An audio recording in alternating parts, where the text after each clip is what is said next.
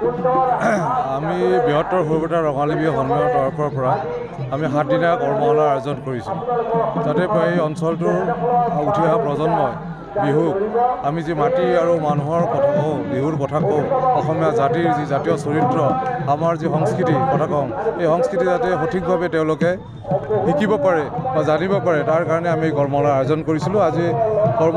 আজি শেষ দিন, আৰু শেষ দিনৰ আজি প্ৰথম বহাগ, যিহেতু আমি প্ৰথম বহাগৰ এই কৰ্মশালাৰ শেষ দিনৰ লগতে আমি সমাজৰ বিভিন্ন ক্ষেত্ৰত অৱদান আগবঢ়াই অহা আমি 10গৰাকী বিশিষ্ট ব্যক্তিক আজি সম্বৰ্ধনা জ্ঞাপন কৰিছোঁ।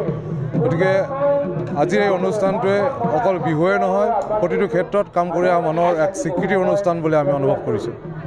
সৰুপেটা ৰঙালী বিহু সন্মিলনে 5 দিনীয়া এক বৰ্ণাঢ্য কাৰ্যসূচীৰে আমি ৰঙালী বিহু আয়োজন কৰিছোঁ।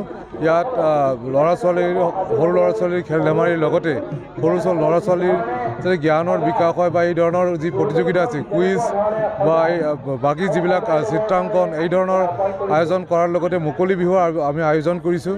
অসমৰ বিভিন্ন প্ৰান্তৰ পৰা বিহু দলবিলাক ইয়াত অংশগ্ৰহণ কৰিব। আমি খেলুৱৈসকলৰ কাৰণেও প্ৰতিযোগিতা কৰিছোঁ। ভলীবল প্ৰাইজ মানি ভলীবল প্ৰতিযোগিতা হ'ব, আৰু বিভিন্ন দল ইয়াত অসমৰ বিভিন্ন খেলুৱৈ, মানে সুদক্ষ খেলুৱৈ, সুনাম থকা খেলুৱৈ অংশগ্ৰহণ কৰিব।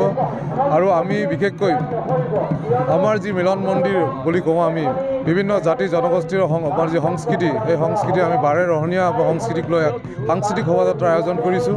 আৰু শেষৰ দিনাখন পঞ্চম দিনা 5 বহাগৰ কাৰ্যসূচী আমাৰ আটাইৰে মানে আদৰৰ মৰমৰ শিল্পী দীপলিনা ডেকাই ইয়াত সংগীতৰ অনুষ্ঠান পৰিৱেশন কৰিব, আৰু সেইদিনাখনে আমাৰ ৰঙালী বিহু উদযাপনৰ সামৰণি অনুষ্ঠান থাকিব।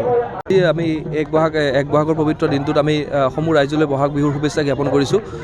আমি সৰুপেটা 5 দিনীয়া বানাৰ্ধ কাৰ্যসূচীৰে বৃহত্তৰ সৰুপেটা ৰঙালী বিহু সন্মিলন উদযাপন কৰা হৈছে। আৰু আমাৰ আজি প্ৰথম দিনৰ যি 10 দিনীয়া যি কৰ্মশালা আছিল, এই কৰ্মশালা 7 দিনীয়া যি কৰ্মশালা আছিল, এই কৰ্মশালাৰ আজি সামৰণি দিন। আৰু আমাৰ সাংস্কৃতিক শোভাযাত্ৰা আছে, আমাৰ পৰহিলে সাংস্কৃতিক শোভাযাত্ৰা আছে। আমাৰ ভলীবল খেল এখন অনুষ্ঠিত হ'ব, য'ত ৰাষ্ট্ৰীয় আন্তঃৰাষ্ট্ৰীয় পৰ্যায়ৰ বিভিন্ন ধৰণৰ দল আহি ইতিমধ্যে আমাৰ লগত যোগাযোগ কৰিছে। আৰু তাৰ লগতে আমাৰ সাংস্কৃতিক যি সন্ধিয়া হ'ব, এই সাংস্কৃতিক সন্ধিয়াত অসমৰ জনপ্ৰিয় কণ্ঠশিল্পী দীপলিনা ডেকাই গীত পৰিৱেশন কৰিব। তাৰ লগতে আমাৰ এখন স্মৰণিকা বহাগী উন্মোচন কৰা হ'ব। ইয়াৰ লগতে আমাৰ যি থলুৱা কিছুমান খেল ধেমালি, যেনেকৈ হাতৰ এখন লিখা প্ৰতিযোগিতা, আকস্মিক বক্তৃতা প্ৰতিযোগিতা, নানা ধৰণৰ যি খেল ধেমালি প্ৰতিযোগিতা অহাকালিলৈ অনুষ্ঠিত কৰা হ'ব। ইয়াৰ লগতে আমাৰ মুকলি বিহু, এইবাৰ মুকলি বিহুখন আমি সদৌ অসম ভিত্তিত আমি মুকলি বিহু প্ৰতিযোগিতা আমি আৰম্ভ কৰিছোঁ। আমি প্ৰাইজ মানি 20,000 টকা প্ৰথম পুৰস্কাৰ, আৰু দ্বিতীয় পুৰস্কাৰ আমি 10,000 টকা আমি প্ৰদান কৰিছোঁ। গতিকে আমি সমূহ কাৰ্যসূচীতে আমি সমূহ ৰাইজৰ আশীৰ্বাদ আৰু উপস্থিতি কামনা কৰিছোঁ।